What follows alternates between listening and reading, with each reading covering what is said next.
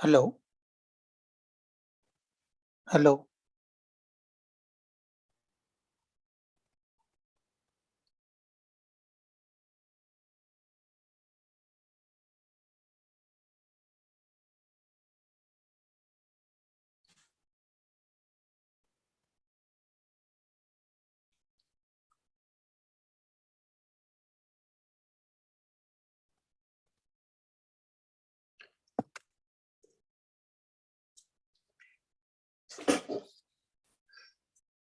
Okay, good afternoon, friends.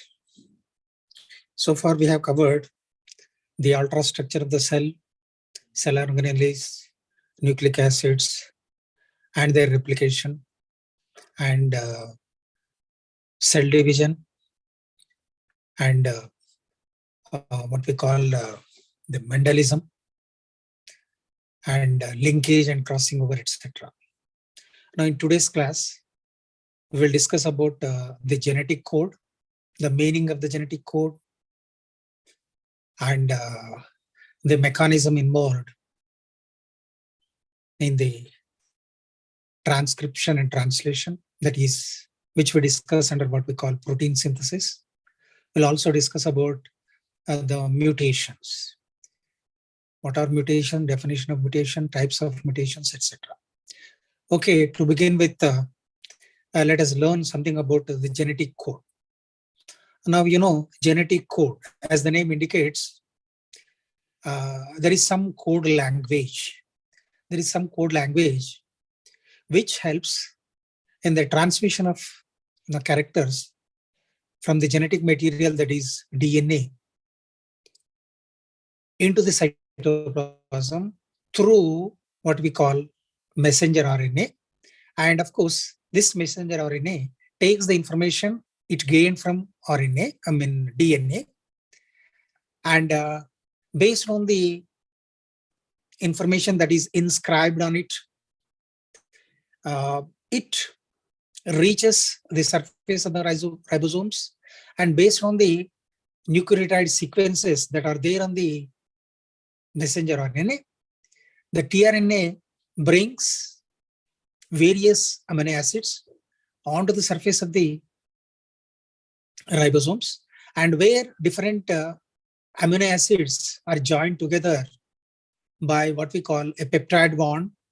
That is how a polypeptide chain is generated, and at the end, this polypeptide, polypeptide chain gets itself liberated from the surface of the ribosome, and there, it twists, spirals, and changes its straight structure into a folded structure, which we call secondary structure, and then tertiary and quaternary structure as such. And generally, in primary structure, it is not active. When it attains secondary and tertiary structures, it reaches its activity, and various active sites get exposed, and it expresses itself in the cytoplasm. Now, we studied about the speciality or the structure of the DNA. Of course, the model of the DNA, which was given by Watson and Crick. And in the model itself, they proposed that there are, nucleotides, that is purines and pyrimidines, purines and these nitrogen bases, which are arranged on the polynucleotide chain of the DNA, and their arrangement is in a specific way. And generally, if you want to communicate with others, generally we use language. But of course, if language is a barrier, if the other person is unable to understand your language, then what do? You pass the information through non-verbal communication. That is, you use certain signs. Say, for example, if you want to ask the students in a classroom, or if something is going on very seriously, there is some sound, some person is making sound, generally we say, close your lips. This means that you're not supposed to talk. You're not supposed to disturb. For example, if you want to greet somebody, instead of saying good morning or good afternoon, this is sufficient. And if you want to leave a meeting, or if you want to say some bye-bye, generally you say like this. So they are non-verbal communications through which the other person will understand what you are wishing to say. So also in nucleic acids, we have the nucleic acids are made up of, we learned about it. There is a sugar, there is a phosphate, and there are the sugars and phosphates make the backbone of nuclear material, that is DNA and RNA. And then, but of course, if it is a DNA, we know two parallel strands. They run anti-parallel to each other, but they are joined by what we call nitrogen bases. They form a kind of, steps in a ladder. And this strand and this strand, they are joined by nitrogen bases. Of course, we learned in detail about it. If you know the sequence of nitrogen bases in one strand, you'll be in a position to tell the sequence of these nitrogen bases in the other strand. So what I meant to say here, there is a complementarity. There is a complementarity between these various nitrogen bases that are there. A purine, a pyrimidine. We both in DNA and RNA, they are made up of purines and pyrimidines. Of course, purines, adenine and guanine, and thymine and cytosine. A purine and a pyrimidine, AT and GC, we know this. But of course, if it is an RNA, the thymine is replaced by what we call uracil. And there is a complementarity between two strands. Now, we discussed about the replication of DNA, wherein we have seen the hydrogen bonds get broken and a new various nitrogen, that is, triplets. The triphosphates, that is adenosine triphosphate, guanosine triphosphate, thymine and cytosine triphosphates are brought, and they make what we call bonds. On one way we have glycosidic bond and also the phosphodiester bond. So through these bonds, these two strands get linked. So what I mean to say is, if you know the nitrogen base in one strand, that is, if it is A, it naturally pairs with T only. If it is G, it naturally pairs with C only. So there is complementarity. So here, this information, DNA is the material. The entire machinery of the cell is under its direct control. And of course, indirectly, also, it sends the message through mRNA. And this mRNA carries the information.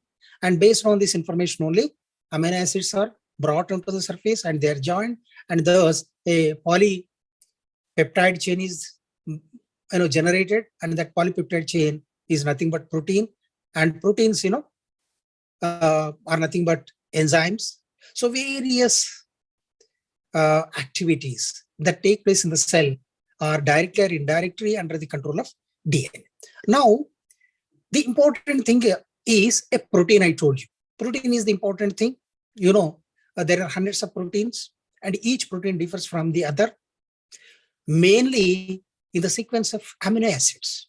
A single change in an amino acid is sufficient to bring a drastic phenotypic change. Say, for example, hemoglobin we have. In that, if a single amino acid is replaced, for example, glutamic acid, if it is replaced by valine, then altogetherly you get a different polynucleotide chain, and that leads to what we call sickle cell anemia. a single change in a nitrogen base, a triplet. A change in triplet will code for a different amino acid. So a single change in a triplet is sufficient to change the sequence of a given amino acid in that polynucleotide change, and accordingly it brings a phenotypic change in the organism.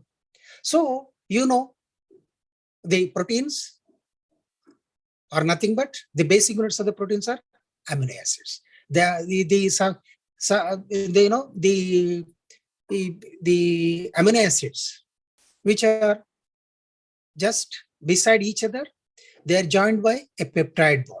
See, the amino group of one amino acid, carboxylic group of another amino acid, they come together, they liberate water molecule, and they get joined by a bond known as peptide. Like this, hundreds of amino acids. So based on the nature of the protein, the number of amino acids in a protein or in a polypeptide chain could vary. It varies. So like that, we have hundreds of thousands of proteins, and each protein differs from the other in its sequence of amino acids. So what we want to learn, I want to tell here is the sequence of the amino acids in a protein, in a polynucleotide polypeptide chain, are under the control of DNA. Now, how this is controlled? How the sequence of amino acids in a polypeptide chain is controlled by the polynucleotide chain of a DNA. We know there are 20 amino acids, but we know how many nitrogen bases are there, both in RNA and DNA. There are only 4. If one nitrogen base codes for one amino acid, you'll be in a position to code only for 4 amino acids, because you have adenine, guanine, thymine, and cytosine. Only 4. If each codes for one amino acid, only 4, but we have 20. So it was Gamow, a Russian scientist, a physicist. He proposed that a triplet is sufficient to code for 20 amino acids. So if you start for, say, for example, it is a singlet code, 4 amino acids from 4 nucleotides, nitrogen bases. If you go for a combination of 2 nitrogen bases, it comes to 4 into 4, 16. They will be in a position to code for 16 amino acids, but we have 20 amino acids. If you go for what we call a combination of 3 nitrogen bases, that becomes what we call a triplet. A triplet means here 4 into 4 into 4. It comes to 64. So we have only 20 amino acids. So this is sufficient to code for the 20 amino acids. See, for example, this sequence of 3 nitrogen bases coding for an amino acid is what we call a triplet. A triplet code. Sequence of 3 nucleotides or a sequence of 3 nitrogen bases in a codon, coding for an amino acid. This we call a triplet code. Now this triplet code was deciphered by the brilliant works of Hargobind Khurana, Nirenberg, and Okavo. And they were the people, they synthesized RNA molecule. They were able to synthesize. Khurana was able to synthesize in a laboratory. And, this Nirenberg, he was able to synthesize proteins in a cell-free medium. So through their brilliant works, they finally deciphered the genetic code, which consists of 64 codon, 64 triplets. There are 64 triplets. Each triplet codes for one amino acid or sequence of 3 nitrogen bases coding for one. So there are, I told you, 64. Of these 64, 61 are sensible. They code for one or the other amino acid. But 3 are what we call nonsense codons, nonsense triplets. They do not code for any amino acid. Such a triplet which does not code for an amino acid is known as a nonsense codon or a stop codon. If that codon appears, then the ribosome assumes that so the protein synthesis has to be stopped here because that triplet does not code for any amino acid. So this, this triplet, so 61 code for some or the other amino acids, 3 do not code for any amino acid, so they are either nonsense or stop codons. Now, the salient features of this genetic code is that first salient feature is the triplet has or number of codons, possible codons are 64. Of this, 61 are sensible, 3 are nonsense or stop codons, I told you. And one more important thing is the genetic code is unambiguous. That is, no ambiguity, clarity is there, clear-cut, crystal clarity is there. There is no ambiguity. A given triplet codes for only one amino acid, that particular amino acid, starting from your bacteria to that of a human being. In all organisms, this is what we call unambiguity. One triplet codes for only one amino acid. One codes for only for one amino acid only. For example, U. A combination of 3 nitrogen bases, that is uracils. U. If these 3 U's are there on an amino acid, on an mRNA, it codes for phenylalanine only. For example, if it is C, it codes for proline. If it is A, it codes for what we call lysine. If it is G, it codes for what we call glycine. So like this, there is clarity. There is no unambiguity. This is the second principle. Third principle is genetic code is what we call degenerate code. I told you there are 61 codons. But how many amino acids we have? We have only 20 amino acids. So this gives us an idea that there are codons, more than one codon, which codes for the same amino acid. If there are 2 or 3 codons coding for a single amino acid, that code we call a degenerate code. That code we call a degenerate code. So, for example, there are, for example, serine. Serine is an amino acid. For example, there is what we call leucine. Leucine is there, then arginine is there. These are the 3 important amino acids. They are coded by 6 codons each. 6 codons code for the same amino acid. That means this is a degenerate code. This is a degenerate code. Then the codon is continuous. On an mRNA, you have codons. And there are no commas or full stops. It is continuous. There are no punctuations. It will not stop. Once the translation starts means it stops only when it reaches what we call the end codon or stop codon or nonsense codon. That what I mean to say here is there are no stop gaps. There are no stop gaps. There are no commas and full stops. It is a continuous process. Then the most important thing in this codon is this genetic code is universal. I already told you. Universal means same, starting from a bacterium to that of a human being. The triplet code or the genetic code is universal.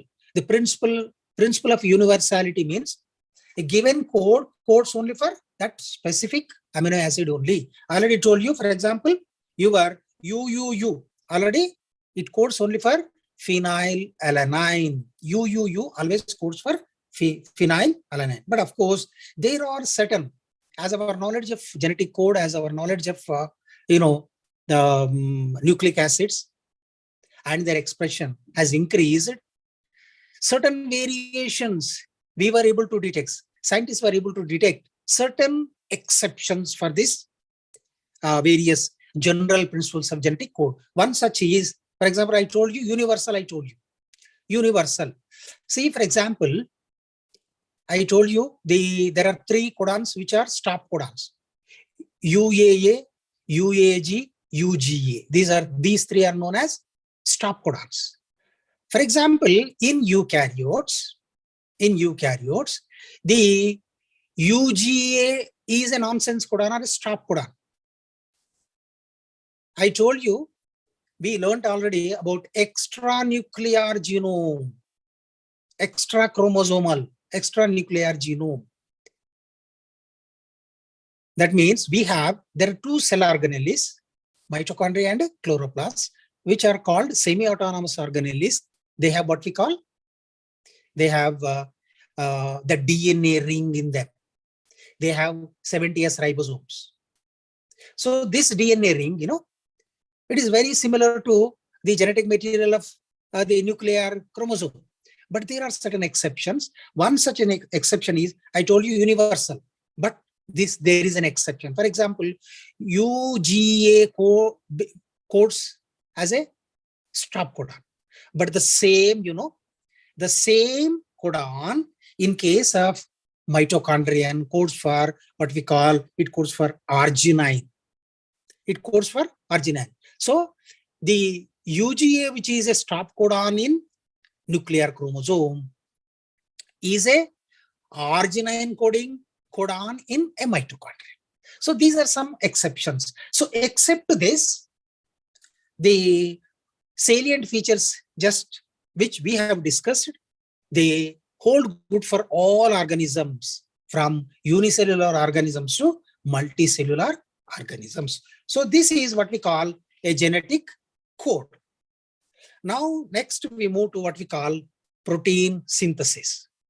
Now, protein synthesis, the central dogma of protein synthesis is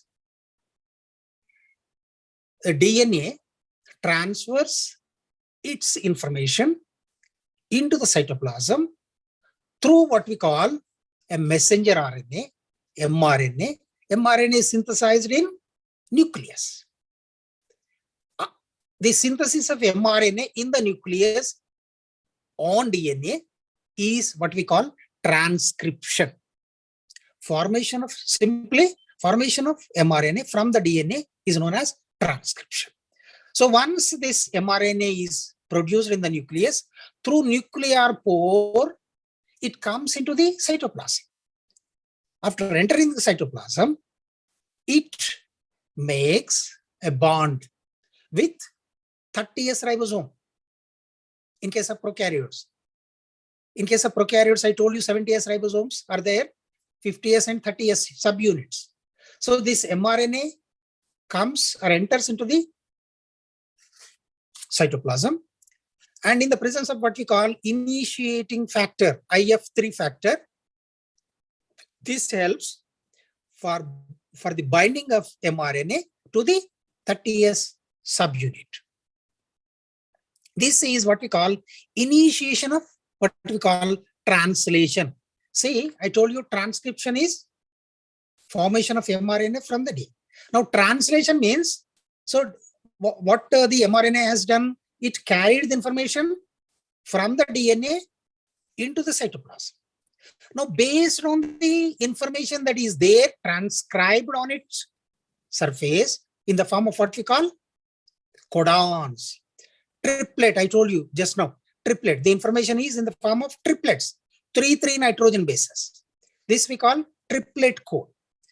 So the information is in the form of triplets. And these triplet containing single-stranded mRNA comes and binds with the 30S subunit. And for this initiation factor, IF3 helps. Then there is the other, what we call big unit, that is 50S unit of the ribosome. it has two, areas. One is amino acid site, the other is peptidyl site. Two sites are there. There's a big unit. One is amino acid site, peptidyl site. So here, the protein synthesis. This protein synthesis involves transcription and translation. Transcription, I already told you, the synthesis of mRNA. Now, for this also, it has, three important enzymes. RNA polymerase is the enzyme that helps in the transcription of mRNA. And there are factors like what we call sigma factor, rho factor, and promoter gene, and then terminator gene, elongation gene. They are there. So in the coordination of the enzymes, that is polymerase enzyme, RNA polymerase enzyme, sigma factor, rho factor, and the nucleotides. The important what are the important nucleotides? Adenosine triphosphate, guanosine triphosphate, uridine triphosphate, and cytidine triphosphate. These are the RNA nucleotides. These RNA nucleotides are brought, and in the presence of RNA polymerase enzyme, they are joined together, and thus your single-stranded mRNA is produced, and that, of course, enters into the cytoplasm passing through nuclear pores. Now, this is transcription. Now, we move to what we call translation. Of course, this is a bit complicated process, translation process. Now, you have to learn one more thing. I told you the mRNA, formation of mRNA from DNA is transcription. And you'll be surprised, what is the lifespan of this mRNA?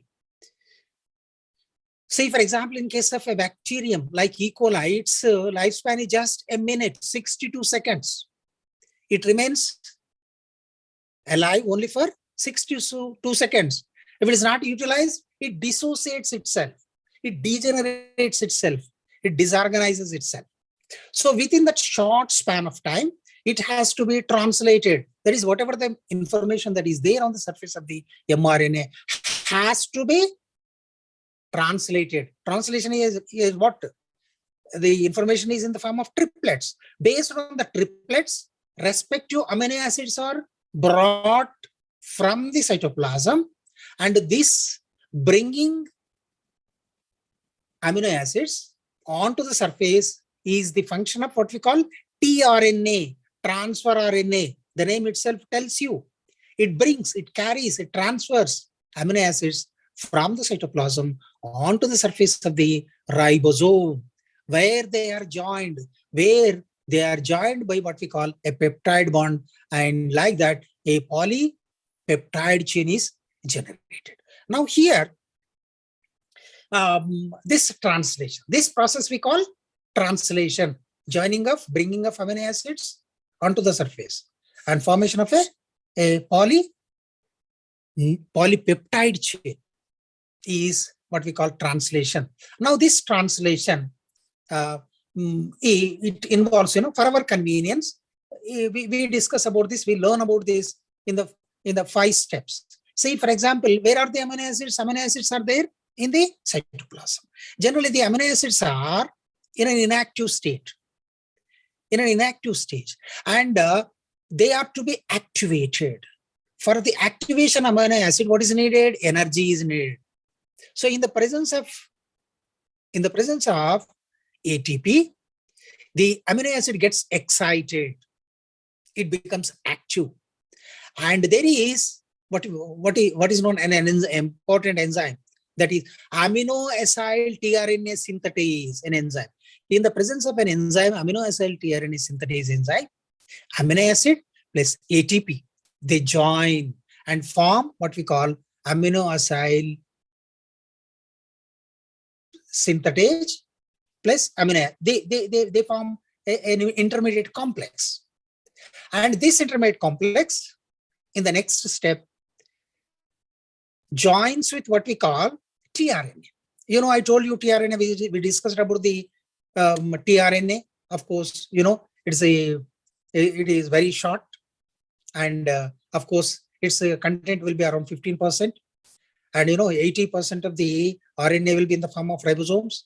Only 5% will be in the form of mRNA, and 12 to 15% will be in the form of tRNA. tRNA is shortest, of course. Number of nucleotides will be around 80 to 90, and there are loops, and it is what we call Cloverleaf. Holly proposed what we call a model for that, Cloverleaf model, wherein there are it is a single strand, but it folds on its own, and the two ends are there.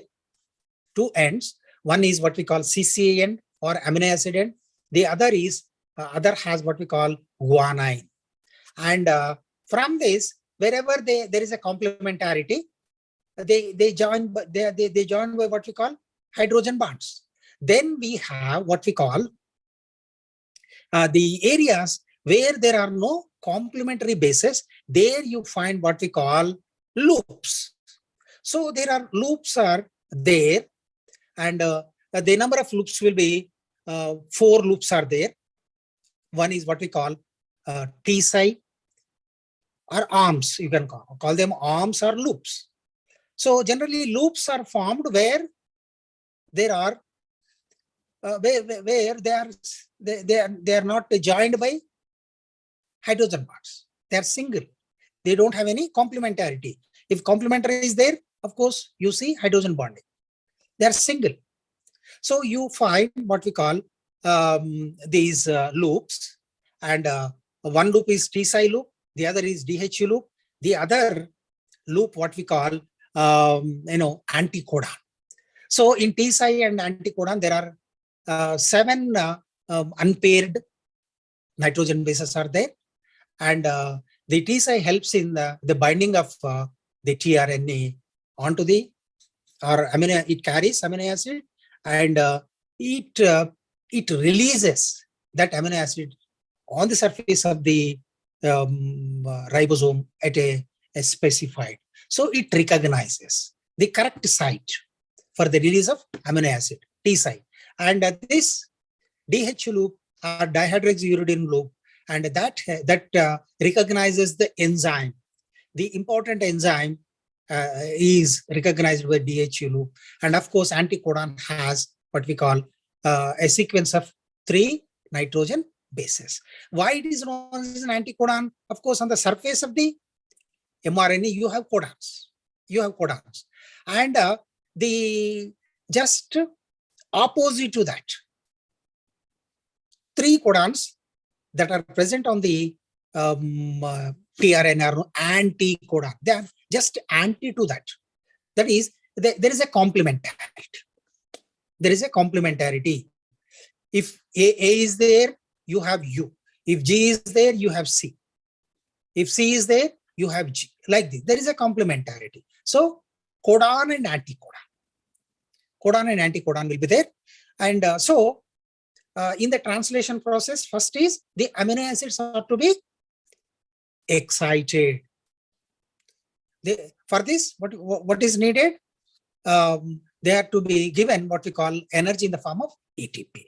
Then in the presence of amino acid tRNA synthetase, and with the combination of amino acid, ATP, tRNA, and amino acid tRNA synthetase, finally you see amino acid tRNA. Now this is what we call charged tRNA. A tRNA with an amino acid based on the codon that is present on the mRNA. Now it carries the respective amino acid onto the surface of the ribosomes, and this we call this we call charged tRNA transferring the amino acid onto the surface. So activation of the amino acid, transfer of amino acid to the tRNA. Second, the third is initiation of the polypeptide chain. So the tRNA brings amino acid and lodges on the surface of the on the surface of the ribosome. And this is what we call initiation of the polypeptide chain. For this, initiation factors are there. IF1, IF2, IF3 are there, and they help in the initiation of the polypeptide chain. Now, the next step is what we call elongation of the polypeptide chain. Say, I told you on the big unit of the ribosome, there are two places, two sides. One is the amino acid side, the other is the peptidyl side. So the amino acid comes and occupies. First amino acid comes, it gets bonded with the peptidyl side, so that the amino acid site is vacant for the new coming amino acid. So this new coming next amino acid comes based on the codon, and it comes and it joins with the previous amino acids amino group and the new amino acids carboxyl group. They are joined by a peptide bond. So then the ribosome moves to the next codon. Next codon. So like this, the ribosome reads the triplet once at a time. Once at a time, like this, it moves on from one triplet to other triplet. Like that, it moves, and finally, when the last codon, when the last codon comes, that is UAA, UGA, UAG, UGA comes, then because they do not code, then it stops. So this we call what we call termination of the polypeptide chain. So with the termination of the polypeptide chain, then the rho factor that helps, the releasing factors. Releasing factor helps in the dissociation of what we call the polypeptide chain from the peptidyl site. And when they move, generally the two units of ribosome, they too get dissociated, and they get dispersed in the cytoplasm. So if you observe very carefully, you will see that on the mRNA is bounded by hundreds of what we call ribosomes. So they form like a beads on a string. This we call a polyzone. The polyzone tells us that that is involved in active protein synthesis. So like this, when once proteins are synthesized, they are released. The protein means here a long polypeptide chain. Now this initially formed polypeptide chain will be straight one with various amino acids linked by what we call a peptide one. Now it will not remain in its primary form. It folds, it spirals, makes folds. This gives it what we call a secondary structure, and further twisting, cycling and uncycling, twisting and twisting leads to what we call a tertiary structure, a three-dimensional structure, which gives stability, not only stability, or that functional structure for the protein. So like this, proteins are synthesized. So to repeat, the protein synthesis primarily involves two important processes. One is transcription, the other is the translation. Transcription is nothing but formation of mRNA on the DNA, and ultimately it coming to into the cytoplasm. That is transcription. So the information is in the form of what we call nitrogen bases, or in the form of what we call three nitrogen bases are there. This sequence of 3 nitrogen bases we call a triplet. Each triplet codes for a given amino acids. So now this attachment or joining of various amino acids based on the sequence of the nucleotides that are the triplets, based on the triplet sequence that is there on the mRNA, this we call translation. The information that is there in the form of triplets on the mRNA is translated into what we call a sequence of amino acids, which of course gives you a polypeptide chain that folds and gives you finally the protein. So this is this is the process of what we call protein synthesis. So generally, we have it occurs in 5 steps: activation of the amino acid, synthesis of amino acid tRNA synthetase, then initiation of the polypeptide chain, then elongation of the polypeptide chain, finally termination of the polypeptide chain. So this is what we call protein synthesis.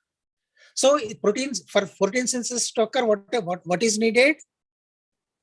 It is a coordinated activity wherein you see the involvement of DNA, you see the involvement of RNA, not only the 3 types of RNAs, that is ribosomal RNA, messenger RNA, tRNA. Not only that, RNA synthetase is there, and amino acid synthetase enzyme is there, involvement is there, then peptide bond formation is there, then various factors are involved, and not only that, the the nucleotide phosphates. The nucleotide phosphates, that is adenosine, guanosine triphosphate, uracil uridine triphosphate, and cytidine triphosphate. These are all there. And not only this, various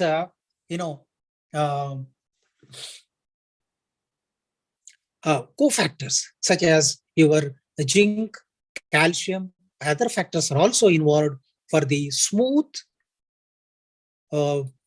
formation of your polypeptide chain. This we call protein synthesis. Now, then we move to what we call mutations. Now, then we move to what we call mutation. Now, you tell me, what do you mean by a mutation? This is not a new thing, but of course, you heard about it. So, what is this mutation? So, mutation is nothing but a sudden and a heritable change. A sudden and heritable change occurring in the genetic material, and this change, if it is transmitted to its offspring, then we call it a mutation. See, the mutations maybe they are occurring in the vegetative cells or body cells or in the germinal cells. If a change occurs in the germinal cell or a change occurring in the genetic material only, that gets transmitted. If it is a cytoplasmic change, any change that is gained by an individual during its lifetime will not get transmitted to its offsprings. So, this sudden heritable change, it has to be inherited. It has to pass from the parents to offsprings. Then only we call it that change as a mutation. So each change, how do you detect? Any change in the genetic material gets reflected in the form of what we call change in the phenotype. A change in the genotype reflected in its phenotypic change, and this phenotypic change gets inherited because it is genetically generated. It gets inherited to the next offsprings.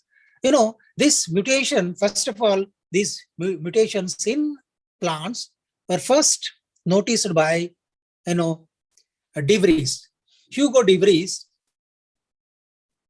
he first noticed in evening primrose, Oenothera lamarckiana, wherein he found changes. It differed from the other population of evening primroses. And since then, hundreds and thousands of mutations have been detected, and a great work on mutations was because of T.H. Morgan. T.H. Morgan did a tremendous work on mutations, and of course, he wrote even a famous book on mutations. And his organism for doing research on mutations was your Drosophila melanogaster, a fruit fly. A fruit fly, in its fruit fly, he detected a number of mutations. They were, of course, natural. They were natural. See, red-eyed, But suddenly he saw what we call a white-eyed a Drosophila melanogaster.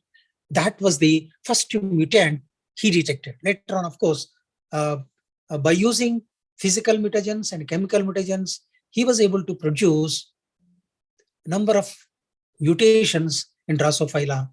And later on, of course, not only that, even in other organisms, even maize, in other organisms also, a number of mutations have been worked. And now these mutations, this mutation is the important thing for the evolution to continue. The mutations give rise to what we call variants. Mutations give rise to variants, and variances are this is the primary substance on which the natural selection acts.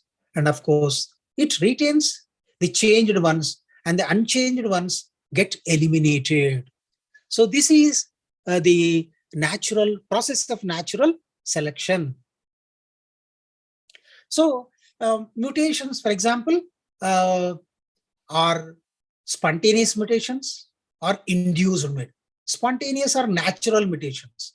So occurrence of natural mutations, nobody knows the reason. Mutations do occur. So you have to remember here one thing, the genetic material, that is DNA. DNA is the most stable macromolecule. It never undergoes any change. Had it undergone, had it was subjected to mutations, unstable, generally we would not have seen, organism stability. So it is because of the stability of this macromolecule, the generations of organisms are being retained. Of course, new organisms are arising, but the origin of new organisms is a very, very slow process. Nobody sees a change in a given organism in one's lifetime.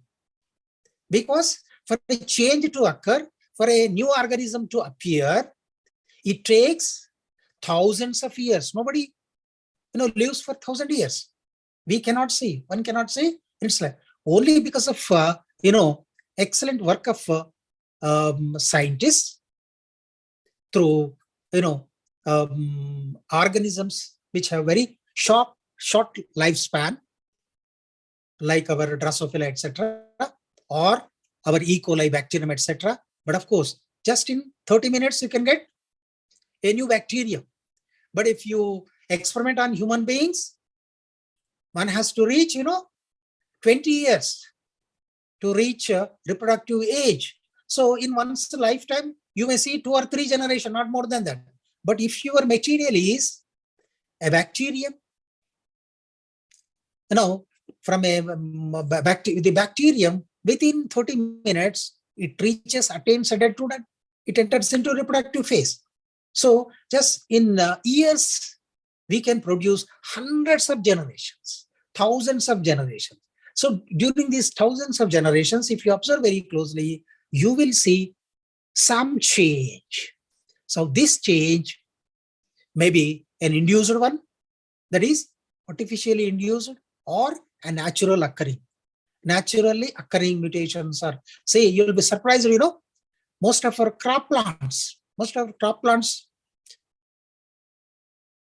they derived from the grass-like ancestors, the grasses, our rice, our wheat, or maize, they derived from their remote parents, which resemble our grasses. This is a natural process. Evolution is slow. Natural process is a very, very slow process. So here, the mutations, maybe natural or artificial. Artificial, otherwise known induced. Natural mutations and induced mutations. See, or this is one type of classification. The other is, for example, the material or the matter that causes mutation is known as what we call a mutagen. A mutation in inducing material is known as a mutagen. The mutagens are physical mutagens and chemical mutagens. Physical mutagens means, for example, your X-rays, alpha rays, beta, gamma rays. These are otherwise known as ionizing radiations. Ionizing radiation. And UV, ultraviolet radiation, is non-ionizing. But of course, all these have the ability to bring a change in the genetic material, that is your DNA.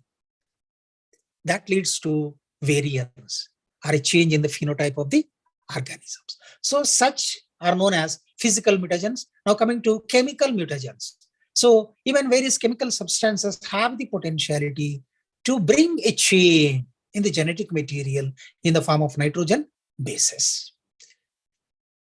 They are known as chemical mutagens. For example, nitrous acid, hydroxylamine, ethyl methyl sulfate, copper sulfate, hydrogen, hydroxylamine. These are some of the chemical mutagens. Okay, now let us divide the mutagens. Say for our convenience, you can classify mutations into, two important categories. One is what we call gene mutations. The other is what we call chromosomal mutations. Gene mutations and chromosome. First of all, gene mutation. Gene mutations are otherwise known as point mutations. They are known as point mutations. Why? Because the mutation or the change occurring at the nitrogen base level, at the triplet, at the nucleotide sequence. So that's why it is known as a point mutation or gene mutation. Mutation occurring at the gene level. A gene is nothing but a fragment of DNA. A fragment of DNA having hundreds of nucleotides is known as a gene. So if any change occurs in the nucleotide sequence, that results in the change in the phenotype, and that we call a gene mutation. And gene mutations are, for example, there are again two types. One is frame shift mutations, and the other is what we call residual or shift mutations. Now this frame shift mutation, here in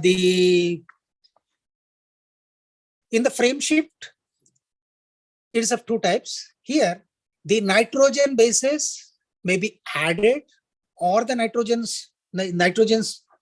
bases may get deleted. So addition or deletion of nitrogen bases we call a mutation, a point mutation.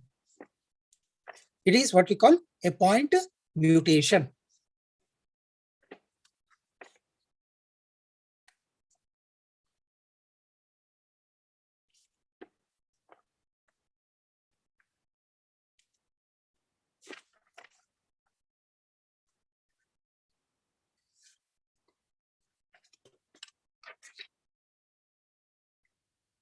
So here, if an additional nitrogen base may be added or may get deleted, and naturally addition or deletion certainly have an impact at the gene level, and it brings related change on the phenotype. So this we call what we call a frame shift mutation.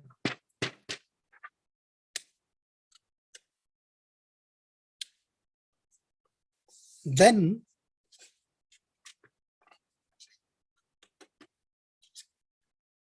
the other is what we call displacement. This is of two types, what we call a transition, and the other is a transversion. Transitions here transition means a purine may change into another purine. A pyrimidine may change into another pyrimidine. This is what we call here this what we call a transition. That is, A may change to T, G may change to C. A purine to another purine, A pyrimidine to another purine. Another pyrimidine is what we call transition. The other is transversions. The transversion means here, so here what is happening? One nitrogen base is being replaced by the other nitrogen base. A purine, adenine, for example. If adenine is replaced by thiamine, it is a transversion. If guanine is replaced by a cytosine, this is a transition. Then what is transversion? Here, a purine to pyrimidine, a pyrimidine to purine. Purine, pyrimidine is transversion. A transition. Transversion is purine to pyrimidine, pyrimidine to purine. That is transversion. That is AT changing AT into GC. AT pair is ultimately getting changed to what we call GC or CG. This is what we call a transversion. Now, you know, what you may think, what happens if a small change occurs in the nitrogen base sequence? Now, you know, there is a good example. For example, a good example is hemoglobin. In hemoglobin, human hemoglobin, you know, the RBC, red blood corpuscles, which are biconcave, and they carry, you know, they oxygenating, they carry oxygen with them. And this hemoglobin, it has what we call alpha and beta chains are there. If a small change occurs, that is, if one amino acid is replaced by another amino acid. For example, in hemoglobin, if glutamic acid, amino acid is replaced by valine, another amino acid, it leads to what we call sickle cell anemia. Here, the RBC becomes crescent shape, sickle shaped. So with the changing of its morphology, initially it was like this. Now it changes into what we call sickle shape. So its oxygen carrying capacity gets drastically reduced. This we call sickle cell anemia. You know, the difference, only difference between normal RBC and sickle cell RBC is just replacement of glutamic acid with valine. This is a good example for what we call point mutations. Then we move to what we call chromosomal mutations. The chromosomal mutations, you know, for our convenience, the chromosomal mutations, we divide it into change in the shape of the mutations and a change in the number of change in the structure of the chromosomes, change in the number of chromosomes. So change in the structure and change in the number. So first of all, this structural mutations, change in the structure, change in the structure. So the change in the structure involves what we call deletion, duplication, inversion, and translocation. The name tells you deletion. What do you mean by deletion? Chromosome is there. If a small fragment is lost, that is deletion. If a small fragment is added, that is duplication. If the small fragment which breaks and instead of joining the similar way, if it is reversely, if it twists by 180 degrees centigrade and attaches itself, this we call what we call inversion. Inversion, twisting. Translocation. Here, translocation means here the change or the exchange of the pieces of chromosome is between non-homologous chromosomes. This we call translocations. So all these things, deletion, duplication, inversion, and translocations bring change in the structure or the form of the chromosome. That's why it is known as chromosomal aberrations. The structure gets altered. So that's why this is what we call structural mutations. Then we call what we call, change in the number. Change in the number of the chromosomes. Now this we can divide into what we call euploids, aneuploids, and polyploids. Change in the number. The number of chromosomes for each species is very, very constant. What is the chromosome number of human beings? 46. Of this 46, 44 are what we call autosomes, 2 are sex chromosomes. Okay. So, for example, what is the number of chromosomes in Pisum sativum? 14. 2n is equal to 4. 14. N is equal to 7. So, like this, Haplopappus gracilis, 2n is equal to 4. Least number. If it is Ophioglossum, it will be hundreds, more than 200. So, like this, the number of chromosomes, onion, 16, 2n. So, like this, the number of chromosomes of each species is constant. If there is a change in the number, naturally, either it becomes a new species altogether, a new subspecies, or maybe a new variety as such. So now, change in the number. Change in the number, euploids, aneuploids, and polyploids. Euploids, the number of sets. See, this is, for example, number of sets. You and me have 2 sets. One we got from mother, the other we got from father. 2 sets. This we call a diploid. 1 set haploid, 2 sets diploid, 3 sets triploid, 4 sets tetraploid, like this. Entire set. Then, what is aneuploidy? Here it is not in the form of sets, but in the form of individual number. Aneuploidy, it is a, hyperploidy, hypoploidy. Aneuploidy, it is not in the form of sets, but individual number.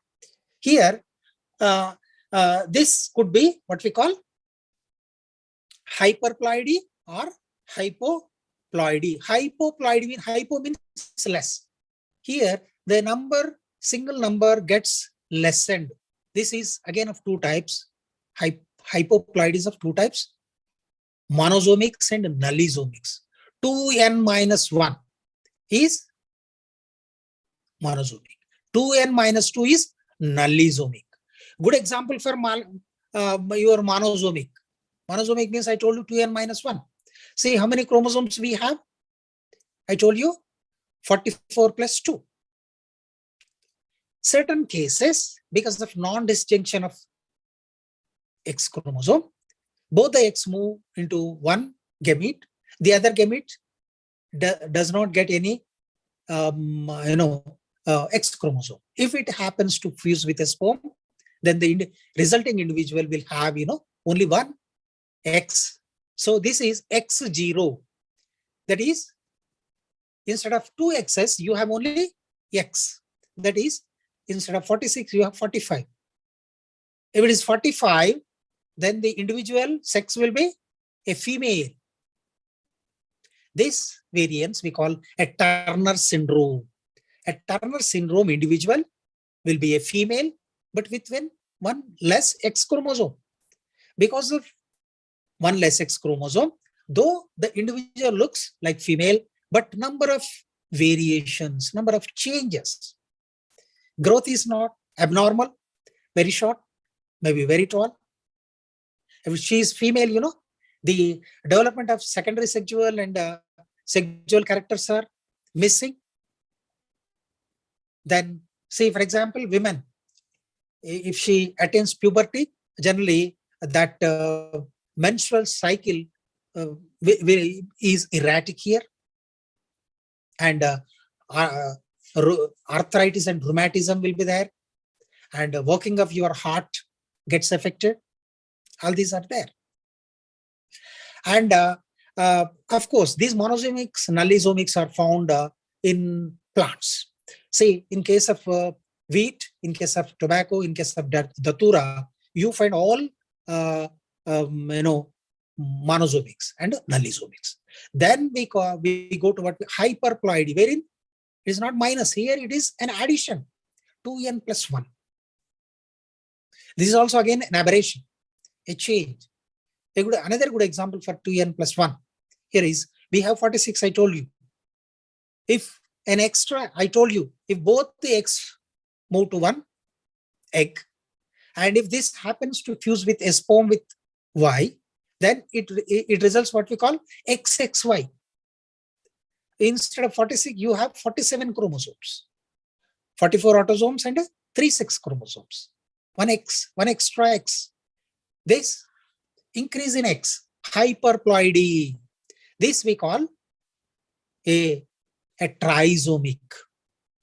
Trisomic, 2n plus 1. This is here a male,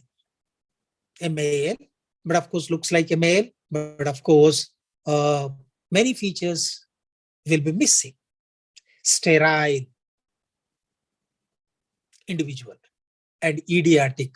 Development of brain will be impaired and growth will be impaired, and sex organs are not normal, and its idiotic behavior, etc. will be there. That is what we call a Klinefelter syndrome.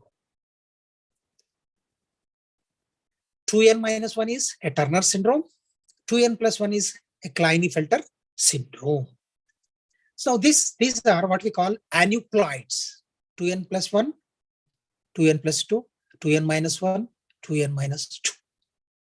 These are aneuploids.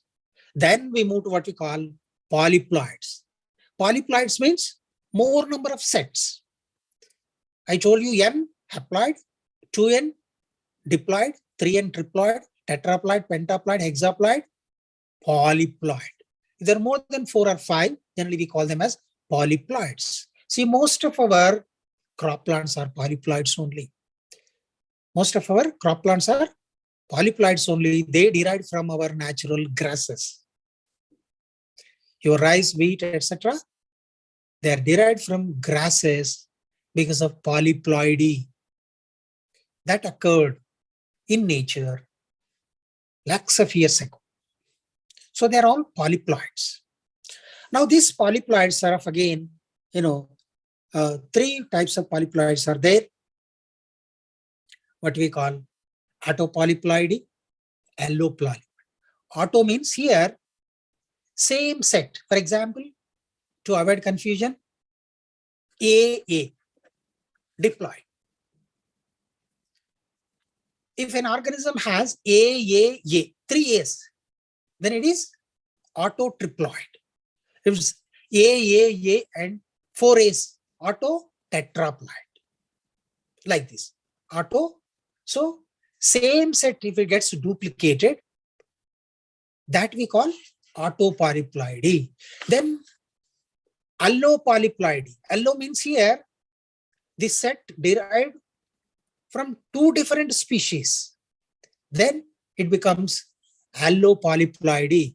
For example, AA is one individual, BB is another. That is, BB is one species, AA is one species. If A and B are mixed, then the individual will be AB. Generally, it will be sterile. If it is duplicated, AABB, a tetraploid, it will be fertile. A good example for this amphidiploidy is, amphi-tetraploids is Raphanobrassica. Korpachenko, he crossed what we call Raphanus sativus and Brassica oleracea. Of course, both the diploid number is 18 and 18. 9 plus 9. See, for our convenience, Raphanobrassica you take RR, Brassica oleracea BB. Then, if you cross RR and BB, the individual will be RB, which is sterile. To make it fertile, if you add colchicine, it gets doubled. The individual will be a tetraploid RRBB. This is what we call Raphanobrassica. Raphanus sativus, Brassica oleracea. The F1 will be sterile. If its chromosome number is doubled by treating with colchicine, it gives a tetraploid, which is fertile. This is amphidiploid. This is what we call amphidiploids. So to conclude, now this, these mutations, mutations are very, very important for the evolution to progress. If there are no changes, evolution cannot operate. So changes should be there. Unless and until there are changes, the organism tend to adapt itself for the changing conditions. So mutations provide what we call raw material for the evolution to operate on. And ultimately, a new organism, an organism that can face the changing conditions can emerge. And ultimately, in due course, it gives rise to what we call a new species. That is how the origin of species occurs. So mutations are very, very important. But, the genetic material, I already told you, is very stable. It never undergoes change. But of course, change is the law of life. Change has to happen. But the frequency of changes may be very, very slow. So it varies from gene to gene. Some genes may mutate every, for example, 1,000 times or after 1,000 generations, and some, after 1 million generations, and some, of course, after 1 billion generations also. So, but of course, change is inevitable, but the frequency varies from organism to organism, from gene to gene. But of course, mutations are very, very important because they provide the raw material on which the natural selection always operates. So this is about what we call mutations. So today, in today's class, we discussed about the meaning of genetic code and the triplets. And of course, then we discussed about the transcription, translation, that is nothing but protein synthesis.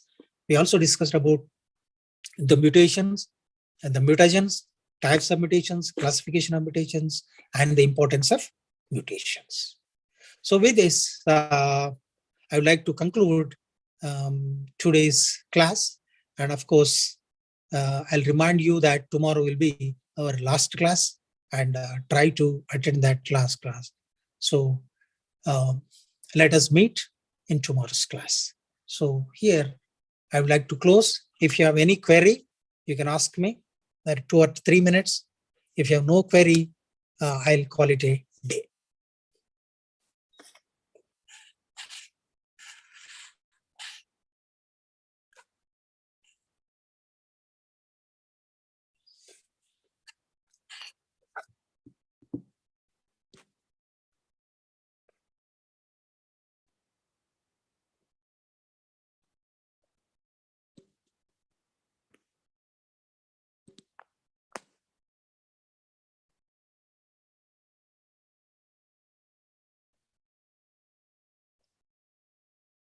Okay, now let us close.